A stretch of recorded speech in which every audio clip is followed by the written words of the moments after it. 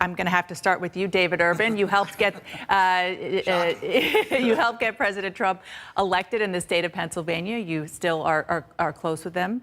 Do you think that this move to really push Roy Moore in Alabama is a good one? No, I don't. I would break with the president on this. I think the only thing worse than Doug Jones is Roy Moore.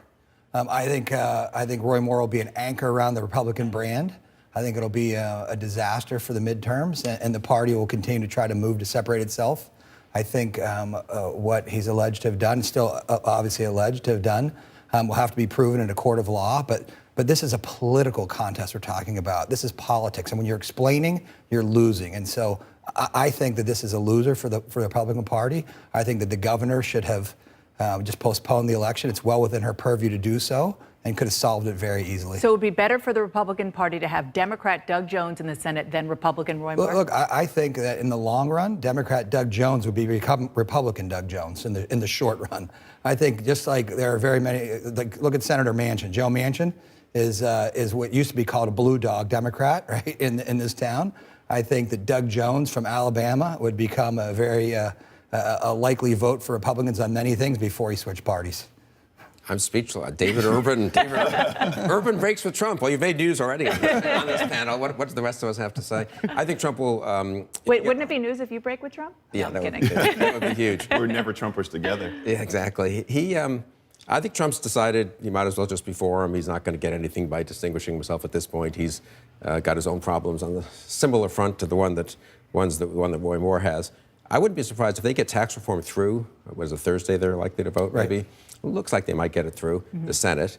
I suspect Trump will then be inclined to go down to Alabama, campaign for Moore, but really campaign against Jones and say, look at this vote. It was 51-49 or whatever it's going to be. We cannot afford, if you want to kind of have conservative policies, you can't afford to have a Democrat like Doug Jones. It's not, I'm just saying, I think Trump has decided he's all in. He might as well try to pull it out. But this is the type of tribalism that is the cancer of our country right now, because when Donald Trump says that Doug Jones is soft on crime, it's the antithesis to everything Doug Jones is. I mean, we're talking about somebody who prosecuted the individuals who bombed the 16th Street Baptist Church. I mean, we're talking about somebody who has a track record of actually being a law and order individual, who has that on his resume. Running against somebody who is, again, I use this word again, this SAT word this morning, the antithesis to all of that, because you have Roy Moore, who is accused of being a predator. We're not talking about someone who sexually harassed somebody, I mean, as wrong as that may be. We're talking about somebody who preyed on 14-year-old girls, allegedly.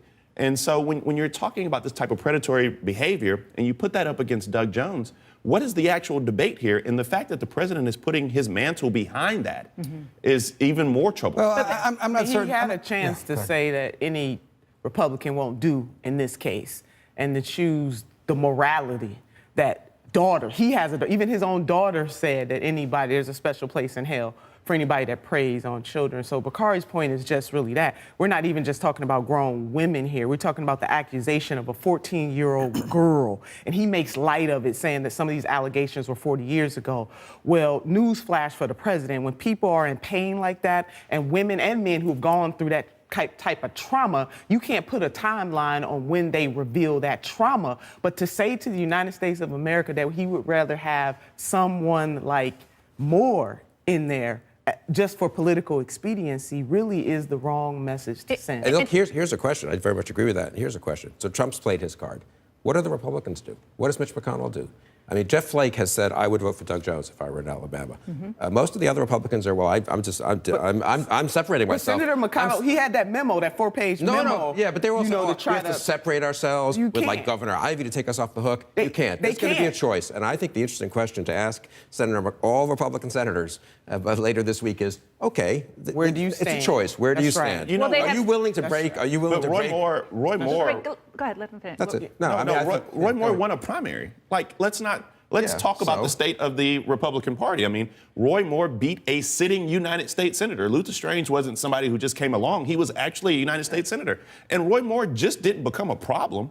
I mean, Roy Moore doesn't think that Muslims should be able to serve in the United States Congress. Roy Moore thinks that homosexuality should be illegalized. Look, David Duke was one of the two finalists in Louisiana in 1990, I think it was, and he was the de facto Republican. He was the de facto Republican, and President Bush, the Republican president of the United States, said you should vote for the Democrat, even though it was Edward Edwards and he was corrupt and he had all kinds of problems.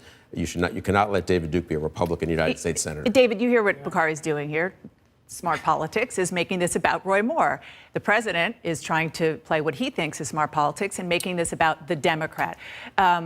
Bakari mentioned that among the other things that Doug Jones, we don't hear a lot about him because Roy Moore has been the story, but that he has done is successfully prosecuting two members of the KKK for the bombing, the infamous bombing back in the 60s. So is that dog going to hunt?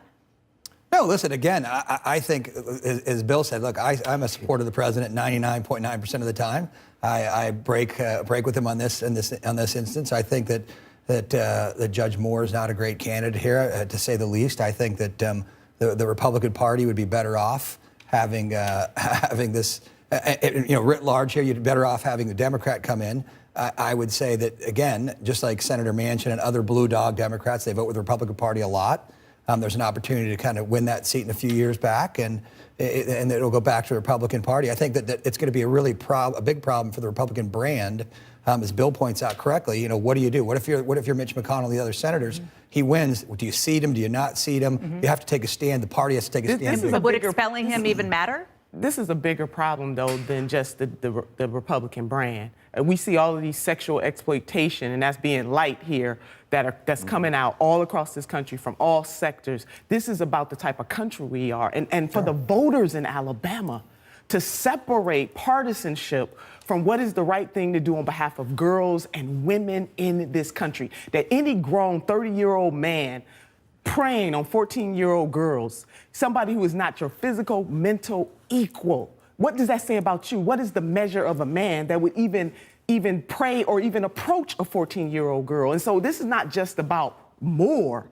This is about a crisis in this country when it comes to sexual exploitation of girls and women that has been acceptable. So if we draw anything from this, is that this kind of behavior cannot be rewarded and it cannot stand. And we have to take a firm position, Republican or Democrat, and not make this about partisan politics. This is about women and girls and men and boys who have been sexually exploited in this country. That's acceptable. We're going to have to leave it there. Thank you all for that discussion.